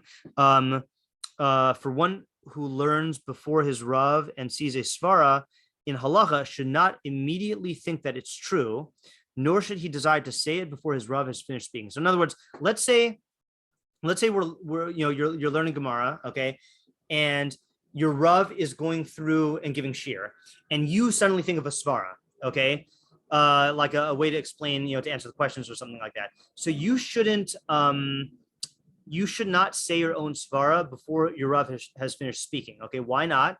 He says if he does this, he will miss out on what his Rav is saying, and he will not know the svaras of the earlier Chachamim, for his heart will be restless to make known his idea. Additionally, his svara will not be accurate until he hears what the earlier sages said and weighs them on the scales of his intellect to see which is better, this one or that one. Therefore, the student's silence before his Rav and one who is greater than him in wisdom acts as a fence. And if a svara presents itself to his mind and the Rav is still speaking, he should silence himself and not open his mouth until the words of the Rav are illuminated and his, meaning the Rav's svara, is engraved in his mind after the statements are finished and he knows what his Rav taught him. Afterwards, his svara will be clear and accurate. Regarding this, Shlomo said, the fool doesn't desire understanding, but only revealing his own mind. So this is talking about something I'm sure we've been in situations like this, either on the giving end or the receiving end in shiur, that like, you're in shiur and you really want to say an idea and like you're so intent on like thinking about your own idea, you miss out on what your Rav says, or like you're in shiur and like, I hate it when this happens, is the Rav is saying an idea and then someone jumps in and finishes his sentence in order to like interrupt with his own thing, like it is, it shows a type of arrogance where you are regarding your mind as greater than the mind of your Rav, to the point where you're going to cut him off and not even gain the benefit. If you hear everything he says and you still disagree, so then of course you should say your opinion, but like there's a certain like brazen arrogance that causes a person to break through and interfere with the the communication process of the Rav communication of the Talmud. So I think there's a similar thing in these fences, or sorry, at least in this fence, where like the person's ego is going to potentially ruin the accurate transmission of the Torah, and he needs to like, fence himself in. I mean, again, it's funny because Rabbeinu Yonah is saying Masoret Siyag the Torah, and it's only talking about Torah B'Ksav, and then Rabbeinu Yonah is adding on a separate point about how badly this problem exists in Torah Shabbat Peh, So like he's saying, like, imagine what would happen if we were not medactic on the Masorah of Torah B'Ksav, So I feel that there is some common denominator here of like, all of these are cases where like you have an emotional trend that is going to compel you to push boundaries in a harmful way. And the only way to stop it is by putting up other concrete boundaries. In some cases, it's employing a tool like Nadarim. In some cases, it is engaging consistently in a practice like Tzedakah. In other cases, it's developing a midah of silence. And in this case, Masoret, it is really like adhering to passing down like a tradition of like how to read something or how to like fence in the teachings, Yeah, so I don't know if I can unify the Mishnah like I thought, but that's where I'm at right now. Okay, any questions on this idea before we go to the next idea? That's really interesting. Okay, good. I'm glad. That's why I wasn't sure if this would be interesting to people. But to me, once I saw the Rabbeinu Yonah, I was like, okay, there's something here that we can like all benefit from, even if we're not involved in passing down the Masorah of Torah B'Ksav. Yeah, Lauren? So just to clarify the idea, are you saying that the Rabbeinu Yonah is saying that you need to be careful when you're reading like different like texts of Torah Sheba'al Peh as well, and or any chacham to have the right girsa and not like, I guess, lead your own ego into into changing their text. Right. So he was saying that regarding people with their he was before the printing press, so with their handwritten manuscripts, and saying don't change the manuscripts, which really is like, going into the library and like changing the one copy of the book that the entire like town uses, But for us, I'm saying that we're in a world where we have access to so many up-to-date versions of the text that for us to not care about what version of the text we're using is a crime, like it's a real, I would say it's a crime. It is a severe, it's hazardous, it's hazardous. And this is why, like, in all Torah, I should show you this skill also. In all Torah, if you want to know what the version of the text is, it'll say at the bottom, you can click on this, but it'll say, you click at the bottom of any of the commentaries and it'll take you to this page where there is the list of which versions of which things they use. It's a little hard for a lay person to read if you don't know all the abbreviations and stuff. But again, like there's certain things that even you can do by hearsay, like when you guys asked me just now, like which is the best version of the Rambam, I happen to know that, or I happen to know that in Mikros Gedolos, Toras Chaim and Mosad Rav Kook care a lot about the versions of the text, whereas let's say like our scroll Bashita does not in certain areas. I don't know about Mikros Gedolos, but in certain areas they don't. So like there's Chachamim you can ask even if you can't determine on your own. Okay, so let's move on to the second part of the shiur, which I do want to still end at 9:30. So this is like a very potentially big topic, but I want to read it so we can try juxtaposing it. By the way, just quick thing, the Meiri on our thing says that Masoret Siyag LaTorah, he learns Masoret as taking notes and making mnemonic devices. Okay, which is just something to think about. So it protects your own Torah. All right, so that's also answering our question by saying, I don't know how he learns Masoret, but Torah, he's saying, is your Torah knowledge, your own personal Torah knowledge. Okay, so there's this 6th parak of Pirkei Avos, which is not actually Pirkei Avos. It's called, it's really Avos to Rabbi Nassim, called the Brisa Shel Kinyan HaTorah. Okay, and it was added to Pirkei Avos because of this minhag to recite Pirkei Avos for 6 weeks between Pesach and Shavuos, and they needed a 6th parak, and Pirkei Avos didn't have one, so they made a 6th parak, okay, by just taking these brisos and putting them here.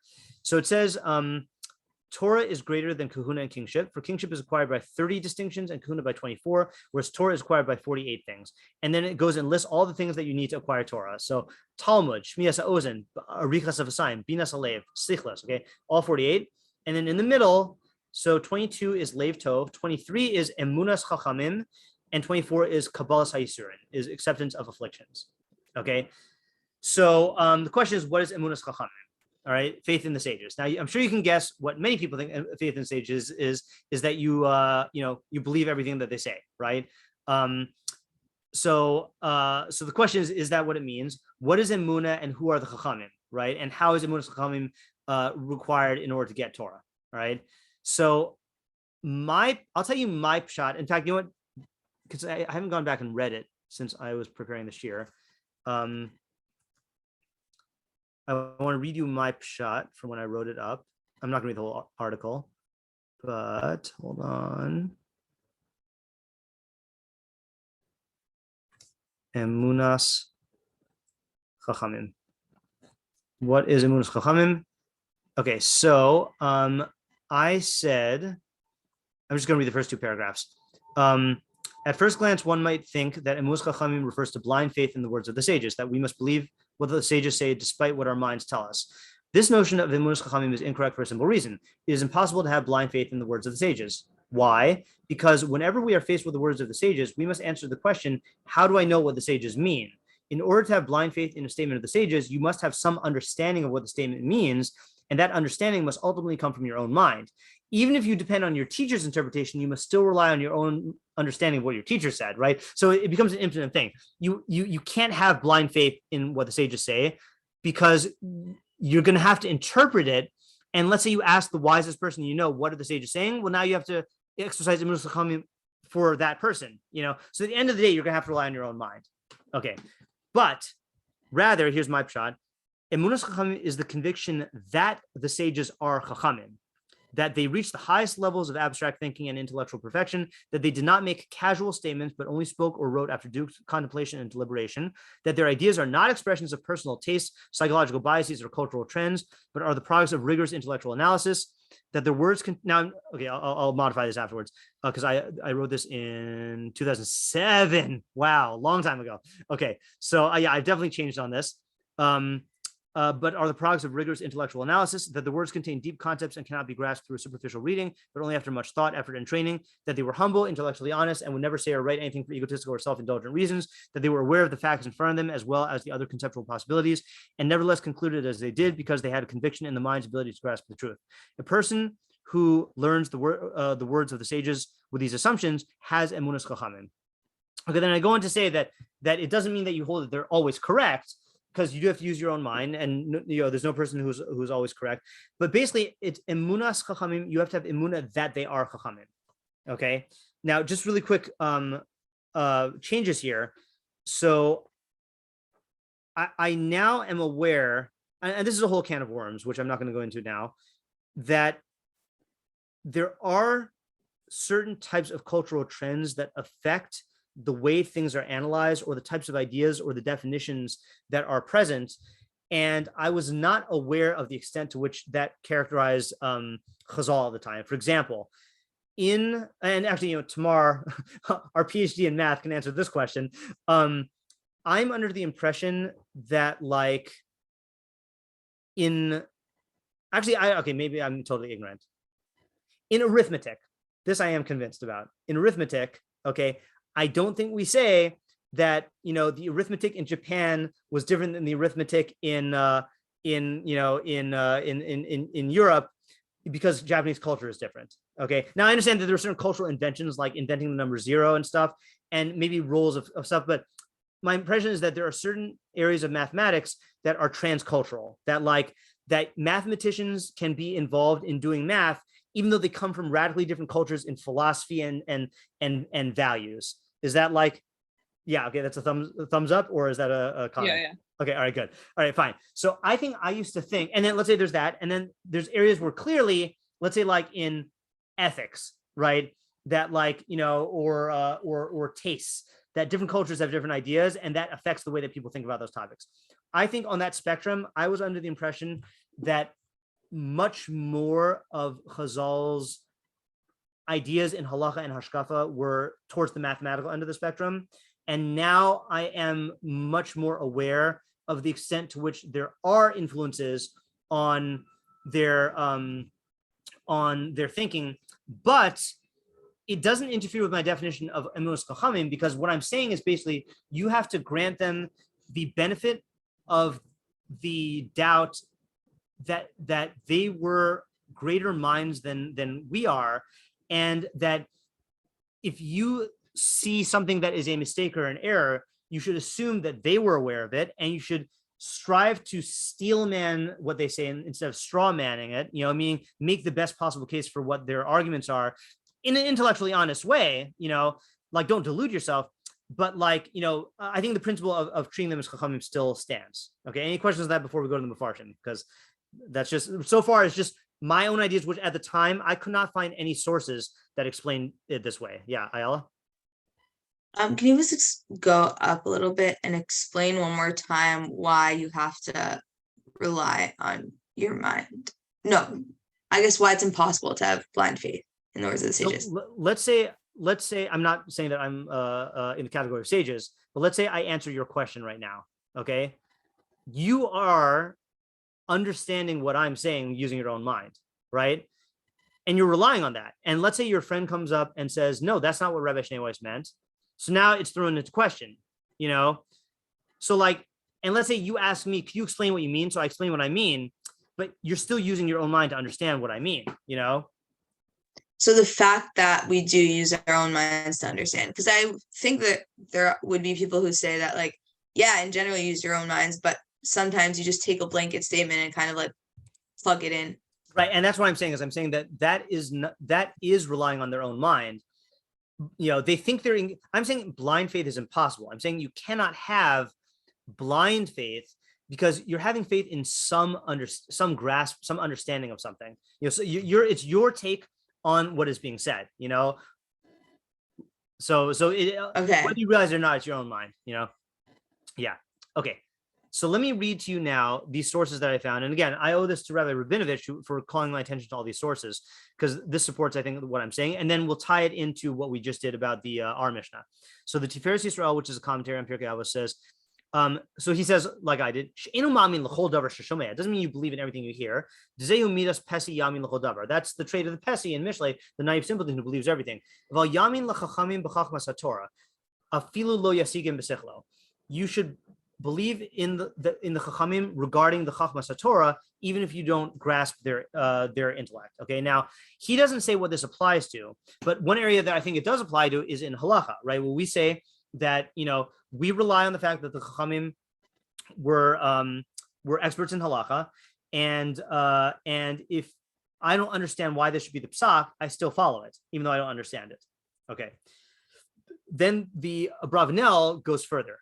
He says, the 23rd means of acquiring Torah is through Emunas Chachamim. This means that when he hears any teaching made by the other wise men of the generation, which isn't proper before him. So it's funny, he's taking it as, I didn't read this whole thing in terms of all the other 47 qualities, but he's taking this as not how you relate to like the Chachamim who are greater than you. He's saying how you relate to your contemporaries.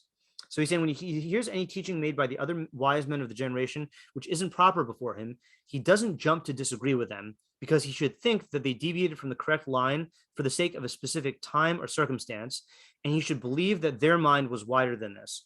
Chazal said that, quote, the hearts of, meaning the wisdom of the early sages was like the doorway to the entrance hall of the temple, okay, which was 40 cubits, that's very wide, and the heart of the later sages was like the doorway to the sanctuary, which was 10 by 20 cubits, and our heart is like the eye of a fine needle. Now, it's funny because he does switch to the earlier generations and the later generations, even though here he says the wise men of the other wise men of the generation. I don't know if he's talking about contemporaries or earlier ones. Okay, then he says that for this reason, in capital cases, in a court, we begin from the side. We begin from the lowest ranking judge. So in other words, there's a certain point where the judges make their arguments, and ordinarily you would think we would give kavod to the greatest chacham and have him speak first, but no, we start with the lowest one, because he says, for if the greater one speaks first, no one will be able to speak against him because of do not answer over a quarrel. Lo sane al riv, and then it's written in the Torah without a yud. So you should read it as rav, that don't answer against your rav. Okay, in a court case.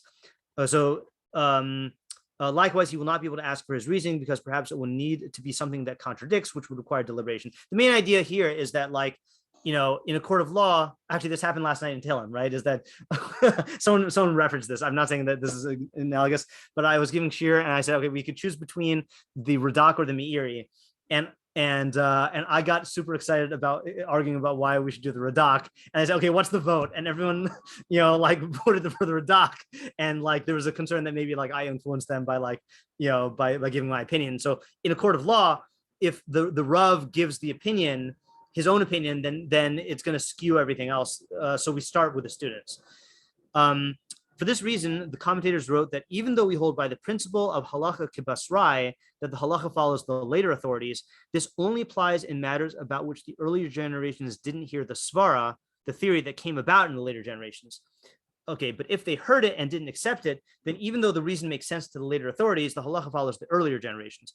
Based on this, it is proper for the wise man to believe in the wisdom of the earlier generations. So in other words, we have this halacha principle called halacha kibasrai, that you follow the later authorities over the earlier authorities. But that's only because the later authorities have heard all the generations of analysis of opinion of the earlier authorities, and there are svaras that the earlier generations didn't have, okay? Or cases that the earlier generations didn't have, which led to new svaras. But he's saying that's only true if that's the case. But if, let's say, the Tanaim brought up an opinion and then rejected it, and let's say the rejected opinion makes sense to all the Amoraim, then the Amoraim still cannot go with it. They have to yield to the Tanaim. Okay. Yeah, Ayala? Somewhat of a side question, so we could ignore it, but what is the analogy of the wide mind? I never knew exactly what it is. My sense is that the way that the Rambam uses it is abstract thinking.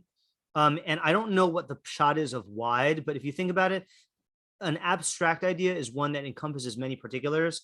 So the more abstract the svara, like in science, right? Like a law of nature, the better theory is going to be the one that explains more particulars. So width and abstraction are associated to me. That's what I think, but I don't know for sure what wide mind means. Yeah. Or maybe it's able to think about different possibilities. Like, what was it? Who was telling me this? Chaim Zifkin was telling me that there's a Gemara that says in order to be on the Sanhedrin that you need to be able to come up with like arguments for being matame something being mataher something that in the Torah is tame, So like so like you need to engage in a certain type of creative thinking. So maybe it's wide in that sense. I'm not sure though. Yeah. Okay. So one more thing. So this is from the Sariday who, this is the Rush. Two more things. The Rush, one of the great Rishonim, says, who among us is greater than Rashi, who illuminated the diaspora with his commentaries? Yet his own descendants, Rabbeinu Tam and Rabbi Yitzchak, that's the Reed, disagreed with him on many points and rebutted his words. For it is a Torah of truth, and special treatment is accorded to no man. So he's saying, like, obviously, Rabbeinu Tam and the Reed, respected Rashi, but they disagree with him a lot, right? That's the, that's how the Masorah works. Okay, now this next thing, I just gotta give a shout out here. Okay, when I was researching the question about non-Jews learning Torah, it was one of these things where I'm reading, Yosef and I were doing this, and I'm like, is it just me or is like no one reading the Rambam correctly? And then we find this guy, this rabbi, Yechiel Yaakov Weinberg, the Sriday. The only thing I've read by him is his explanation of the Rambam, and I'm like, wow, this Chacham knows how to learn the Rambam, okay? And this is the second thing I've seen by him. So I feel like I have to go and just like read everything this guy wrote, because this is like, it's good stuff. So he says like this, he was late. He was in 1884 to 1966. He says, I regularly offer an explanation of the sages' enumeration among the 48 distinctions through which the Torah is acquired, of pilpul ha-talmidim, argumentation among the students, and Emunas Chachamim. Okay, faith in the sages. These traits seem to contradict each other. Okay, so in other words, one of them, it's not a direct contradiction, but pilpul ha-talmidim, well, I guess it's contradiction if you say pilpul talmidim means that the talmidim argue with the Rav. Okay, pilpul means getting to analytical arguments. So I mean, yeah, this is not my translation, by the way. This is the translation of Ellie. Who's this? Ellie Fisher. Yeah, so I would have translated pilpul talmidim as argumentation of the students, and then it's a contradiction, right? Like, are the students supposed to have faith in the Rav or argue with him, right? And he says, moreover, what does Emunas Chachamim have to do with acquiring Torah? Like, what's the shot in that you need this to acquire Torah? So then he says, aval zehu hadavar. This is the matter. Im enam ma'aminim b'chachamim. If one does not believe in the Chachamim, az ovrim al divrem b'kalus das uvihirus shel shtus, then he will skim over their words casually and arrogantly. Lomar bizchichus adas, smugly saying, "Heim lo yavinu," they didn't understand. V'nimsa she'ein adam yiga b'chol klal lihis amek ulhamid divrei zal.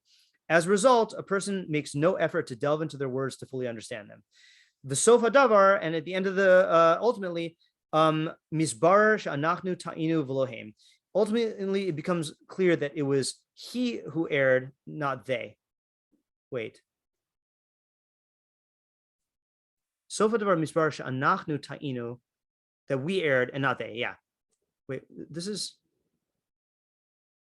Did my scanning mix this, or is this a bad translation? All right, you know what? I'm gonna I scanned this and copied and pasted it, but I'm just gonna read in my English. I'm gonna translate. So, in other words, if you go into depth into the words, you'll realize we were the ones who made the mistake and not they. L'chein, therefore, midarchei hachachma hu laha'amin shehem lo ta'u. It's one of the ways of Chachma to believe that they did not err, chas v'shalom.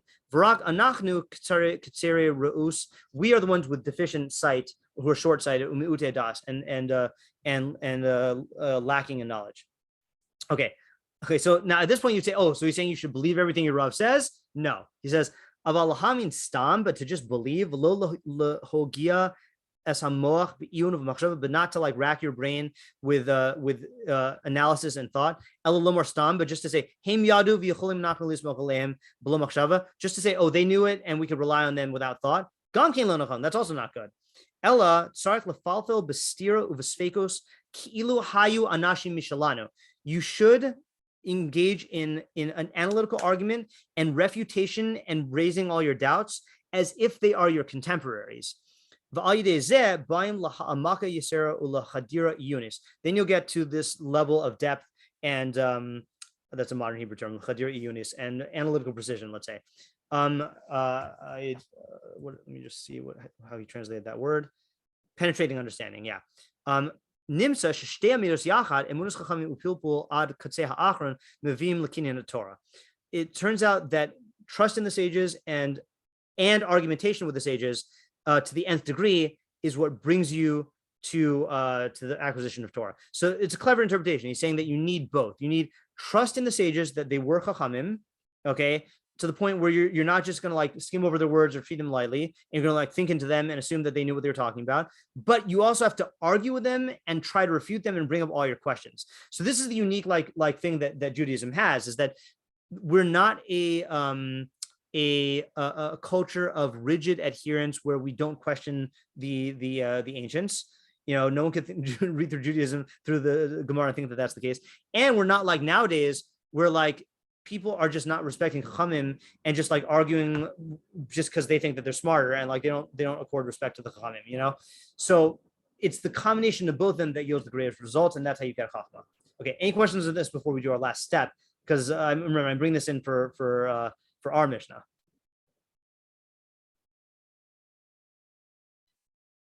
Okay, anyone want to not guess what I'm going to say, but anyone want to like say, what do you think of any, like, I don't know, question or do you have any thoughts that come up when you compare the two of Rabbeinu Yonah's whole thing about tradition is offense for the Torah, and you know, these Chachamim who have their own svaros shouldn't amend the text, and then this idea of Emunas Chachamim of relying on the Chachamim that they are Chachamim?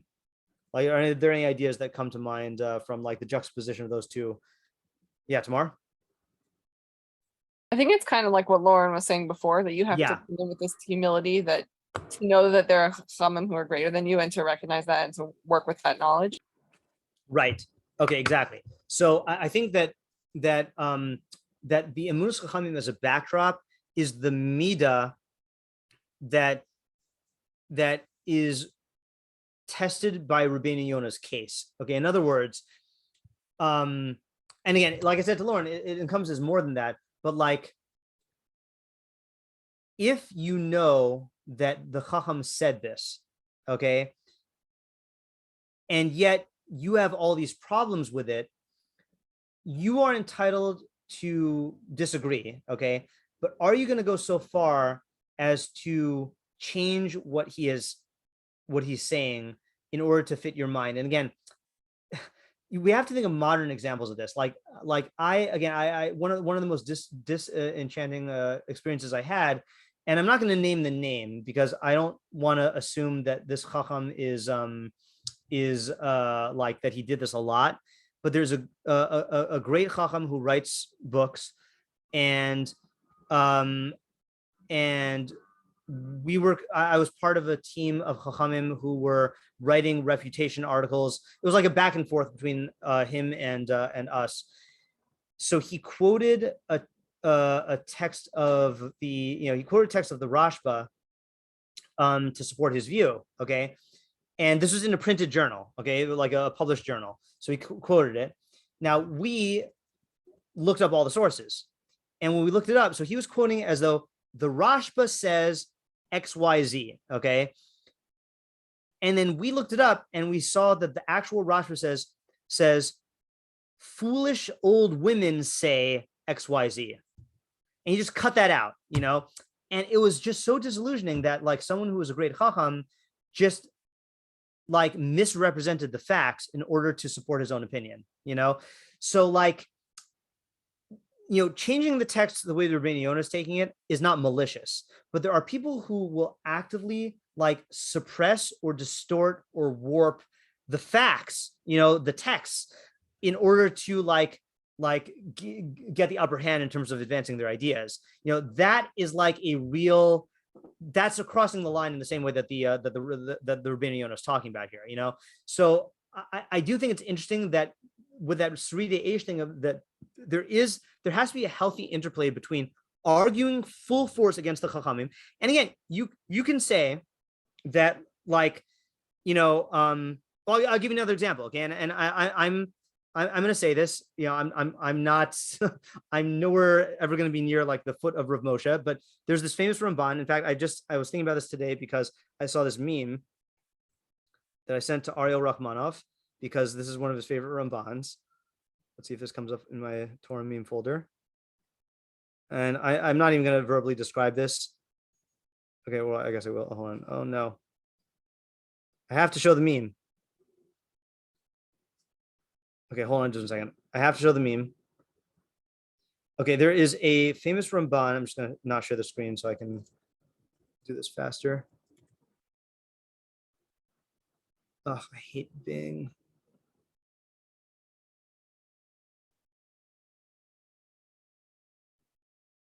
This is just not.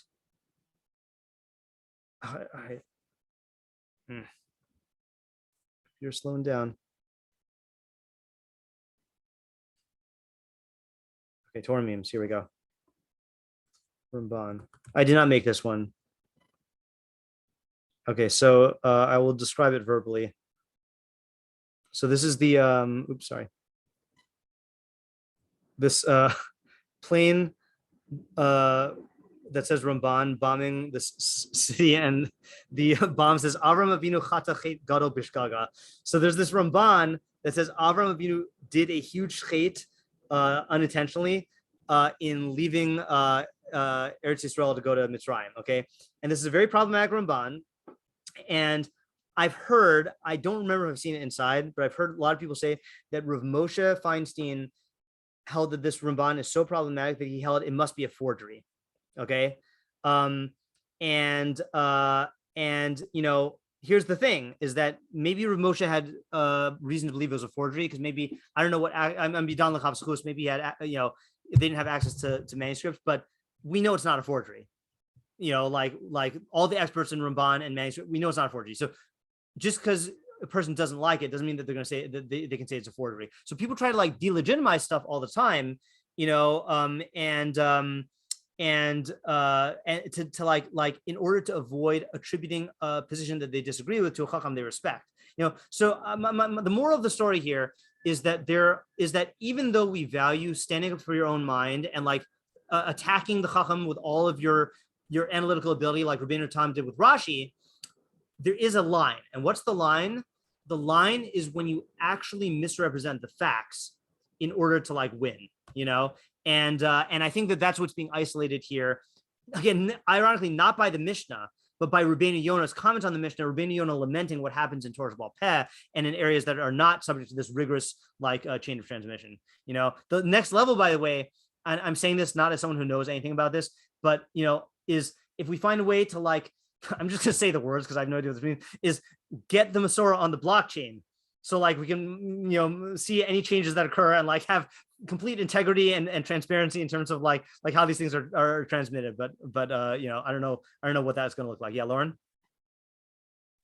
This is a little off topic question, but I guess in terms of like the topic of Emunas Chachamim, how do you, I guess if you have like a chacham that you really respect, and then when they make, let's say, statements that are not necessarily about Torah, but they're about hashkafa or they're about even current events that you find like that would be problematic, how to relate to that? Like, are you supposed to always give them benefit of the doubt? Or are you supposed to like always try to just accept? I don't know, I mean, not just accept, but yeah, that's something that I think about a lot. So I know it's very hard. And I do think that you still have to do Emunas Chachamim in the sense of having emunah that they are Chachamim.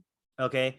And like, I'll give you an example of this. Okay. And I'll call him out because he likes being called out on this stuff. So there's an article about a new translation project on Sfaria, where they're doing this like gender neutral translation of Torah.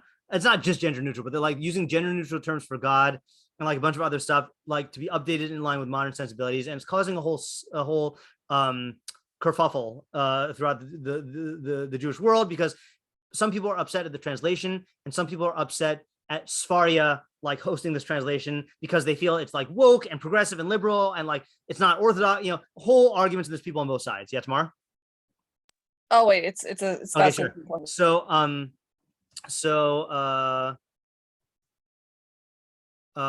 my friend and gifted educator Akiva Weisinger wrote an article 24 hours ago called "It's Not Really About the Pronouns." Okay.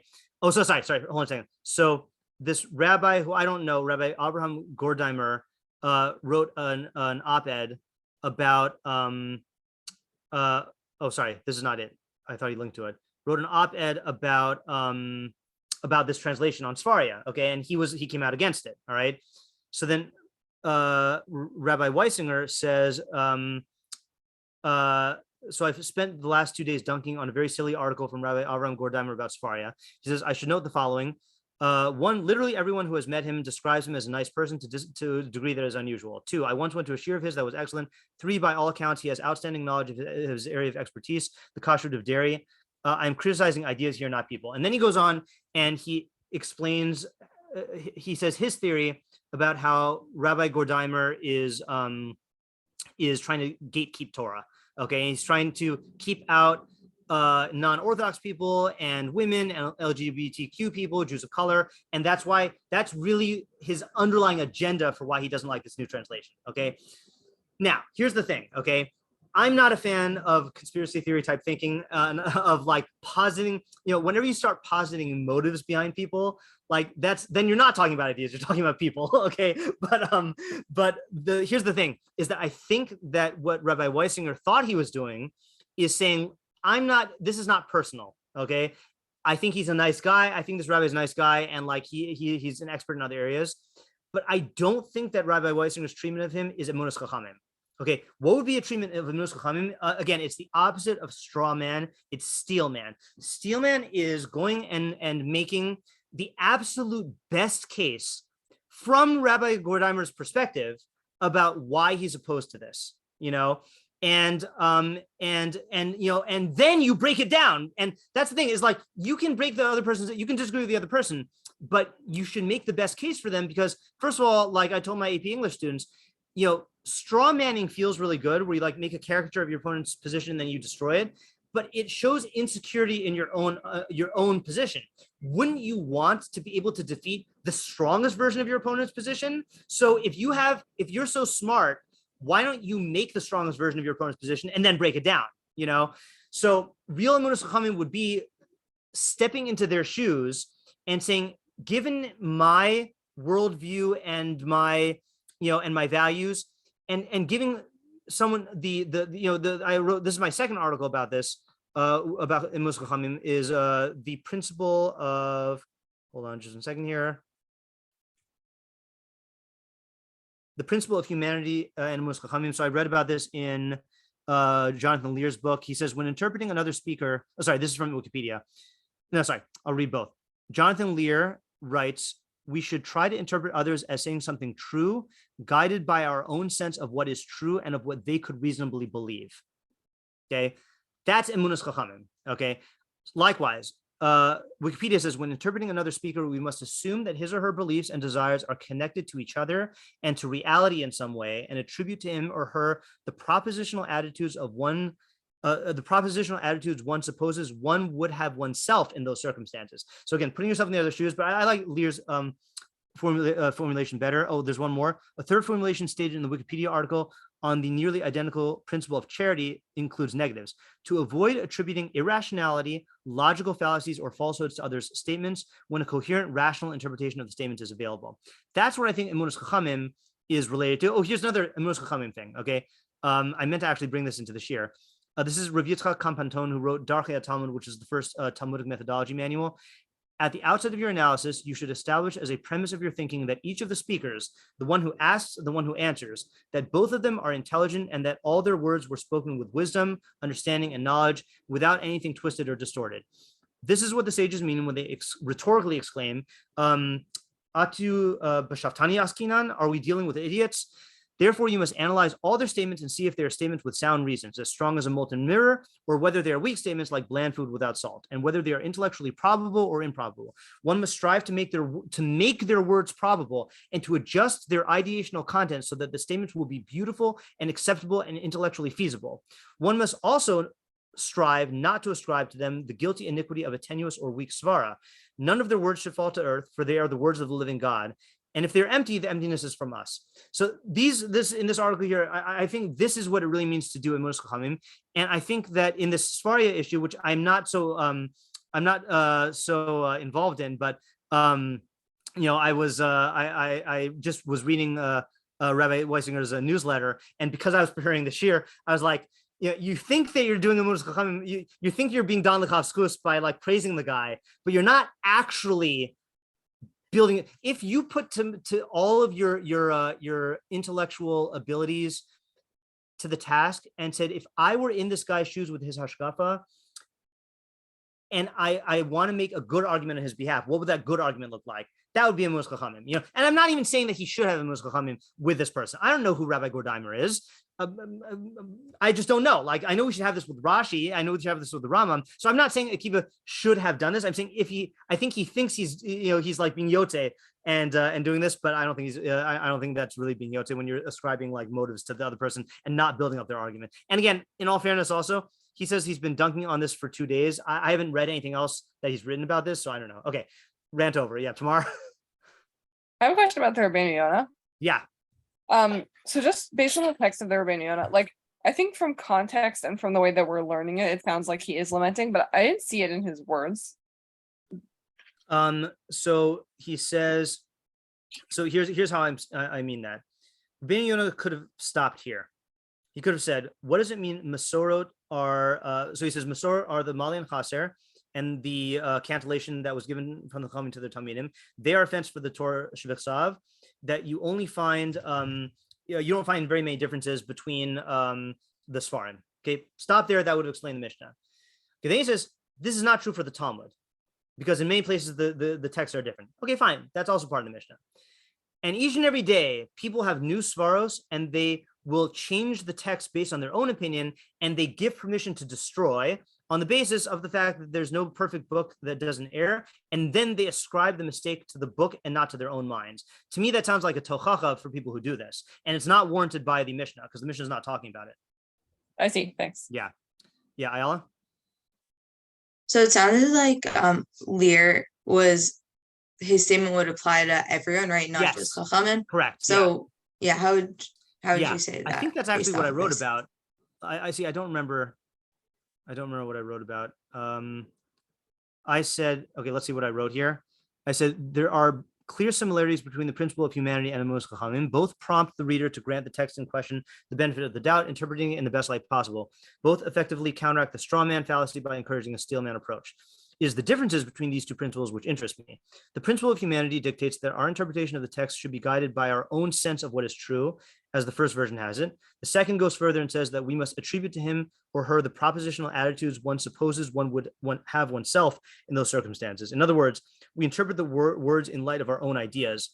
In contrast, and that's what Lear does. This was from the book that I did my Crow trip based on, Radical Ethics in the Face of Cultural Devastation, where he interprets Pleniku's statement not necessarily as he meant it, but as like, can we like attach good ideas to the statement, you know? So then he says, I say, in contrast, Emunas Chachamim prompts us to move outside of our current understanding, recognizing that we are dealing with superior minds who will expand our horizons of understanding. The limitation, of course, is whereas the principle of humanity can and should be applied to everyone, Emunas Chachamim applies on a sliding scale based on the extent to which the author is deemed a Chacham. This necessitates a prior judgment to be made by the reader, one which unfortunately the reader is not always equipped to make. At least the principle of humanity can act as a failsafe when Emunas Chachamim misfires. So my own personal stance from 2021, okay, was that, yeah, you should engage in the principle of humanity with everyone, but with the Chachamim, principle of humanity would limit you to your own ideas, and you really should be striving to move outside of your framework and think on a higher level and push the boundaries of your own mind. And then the difference is that, you know, you apply Emunas Chachamim more to, you know, Moshe Rabbeinu than you do to Rabbi Akiva, and to Rabbi Akiva more than the Rambam, and so the Rambam more than like your Shul Rav, you know. So like there is a sliding scale. So it's just like the scale would be though how much you should like push for an understanding, because like theoretically you should always do that, right? Right, but push for an understanding that is beyond what you yourself would have said. For example, like let's say I see a statement of the in Pirkei Avos, right, and from Rabbi Akiva, okay, greet every person cheerfully, right, okay, and then let's say I open a fortune cookie that says greet every person cheerfully, okay. So if it was just the fortune cookie, I'd be like, okay, yeah, it's saying you should smile. But if it's if it's Pirkei Avos, I'm like, okay, no, there's got to be some deeper thing here. I might be content with just attributing a meaning to this that I would come up with in my own mind. But because this is Pirkei Avos, these are great Chachamim, right, for great Chachamim, I have to push and see there must be some chiddush here that like I need to dig for that is more profound than just like this simplistic idea. Theoretically, though, would it be ideal to look at the fortune cookie and be like, okay, what's the chiddush here? Or is that an assumption? So which is not here's true? The thing. It depends on what you're trying to do. If you're trying to get good ideas, then yeah, it could be ideal. But if you're trying to understand the intent of the author, then you're faking yourself out, because you have no reason to think that like sorry, you have no reason to think that the Chacham did that. I got to read you. Sorry, that the author of the fortune cookies did that. I got to read you one example of this because this will tie it all together, and then we'll stop for tonight. So a friend of mine sent me a question. Okay, this is it's a good question. I'm not mocking the question. I'm mocking the answer. Hold on. Okay, so in the Rambam, Talmud Torah. Okay, and we're going to use the Defus because that's what he was using. Okay, in Talmud Torah, the last parak Shvi'i, is about cherem, about putting people in excommunication. Okay, now look at the numbering. Halacha Aleph, Halacha Bet, Halacha Gimel, Halacha Daled, Halacha He, Halacha Vav, Halacha Zayin, Halacha Tes, Halacha Yud, Yud Aleph, Yud Beis, etc. Okay, so there's no Halacha Ches. All right, so this friend of mine asked me, he said, in the final chapter, there's no Halacha 8. Okay, his Rav, my friend's Rav, said it was because cherem, that starts with a chet, is a harsh word that some try not to say if it can be avoided, and they merely call it chet as an abbreviation to avoid the word, and the missing halacha chet is an allusion to that. Okay, so he's saying that like the Ram was like alluding to this idea. So my friend asked me, like, is there a more rational explanation? And I said, yes. The numbers were added by the publishers. The Rambam only made the paragraph breaks. He didn't write numbers. Okay, so anyone who's trying to read into the numbers is just making stuff up. Okay, so the thing is like this.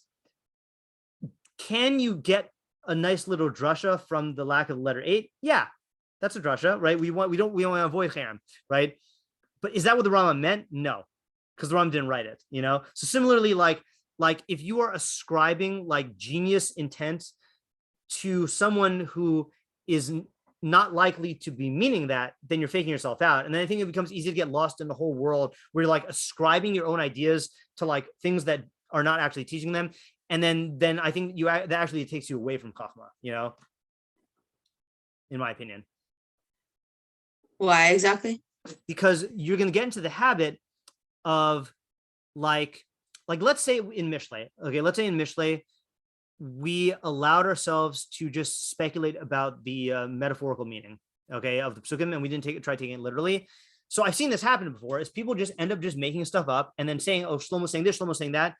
But what happens is you get out of that rigor of trying to actually understand what Shlomo meant, and you end up in this mode of thinking where you're just, whatever I think that I can like cram into the words, like that's what Shlomo's doing, and I'm learning Shlomo's. No, you're not. You're just projecting your own stuff. Like my Barus and I used to do Pirkei Avos. So it takes you out of a mode of thinking where you're trying to like delve into the text to figure out what ideas were intended by the author. And by the way, there is a school of thought, you know, in literary criticism, that's what we do with text in general. That's what we're supposed to do, is that, you know, there's a recognition that the reader constructs the meaning of the text, but there's some who hold that like the text can stand completely independently, and like it's just like a springboard for you to say your own ideas. Like I don't know if you've ever encountered people in college courses saying like, oh, you know, I want to do a feminist reading of Parshas Vayikra. Okay, right? Now they can mean two things by that. They could mean I want to look at Vayikra through the eyes of modern feminist ideas and questions that women ask, and that's a legitimate thing. Okay, there you're seeking knowledge from the text, from questions that you understand. Okay, but the illegitimate way of reading it is we're going to like force feminist ideas into the text that were not intended by the author, you know? And like, it's a fine line. You have to be trained as Chacham to know what you're doing, you know, when you're doing this. Like you can take, you know, if someone took like, I don't know, like the writings of a, you know, some repressive, like Islamic, imam, and like did a feminist reading, I'm sure they could like project lots of like nice ideas as drushos, but that's not what the guy means, you know? So like, you know, you have to know what you're actually doing. Yeah, Lauren? No, I was thinking about the Safaria thing earlier Yeah. in the shiur, and now I remember why, because I when I first saw that, I was bothered by that, because I feel like they're taking modern ideas and gender and then reading it into the Torah. Yeah. So yeah, I don't know. Yeah, I'm bothered by it also, but I'm more bothered by the discourse that's happening about it. You know, that I think on both sides, and there are you know, there are a lot of emotions. Let's put it that way. Right. Yeah. I'm very against it. But you know what's funny though? I'm against it. I realize I think maybe Rabbi Weisinger helped me realize this. Yeah, he points out how you know, you should be as against Art Scroll for their allegorical translation of shiur, where they like, because they don't want to talk about like female body parts, you know. And I'm like, and so he was saying that about Rabbi Godan. I was like, yeah, to me, Art Scroll doing a allegorical translation of shiur is like in the same category as like these people doing like a gender neutral treatment of like, you know, of like talking about God as the monarch and not as the king, you know. So like you know, but that's not a popular position to equate the two. Okay, I'm glad we ended up getting stuff out of this, and now we've we've done all the siags, okay, and we're ignoring the thing that says Skolken Kalas or Mivin L'Dei Erva, because that's not a siag, but like, okay. Next week, Bli Neder will be our last Pirkei Avos shiur of the season, and it's an exciting mishnah. Not that any of our mishnas are not exciting, but it's about the Tzem Elokim. All right, thanks for coming, and if I don't see you tomorrow, then have a good Shabbos. Thank you. Thank you. Bye.